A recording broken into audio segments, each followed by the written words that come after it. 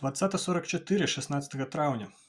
Да позняга вечара чакаў, пакуль палкавая прэс-служба спатужыцца на тое, каб напісаць пра тое, што 2 гады назад гераічна загінуў Павал Волат Суслаў, але не спрамаглася.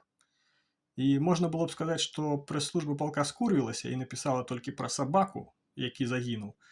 Але не, таму што 2 гады назад, калі зранку з'явілася навіна пра загібель Пашы Волата, літаральна праз некалькі гадзінаў зверху на гэтую навіну накінулі інтэрв'ю нейкага ваяра.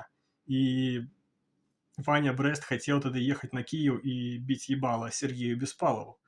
Але зараз Сергея Беспалова няма, але ў прэс-службе нічога не змянілася.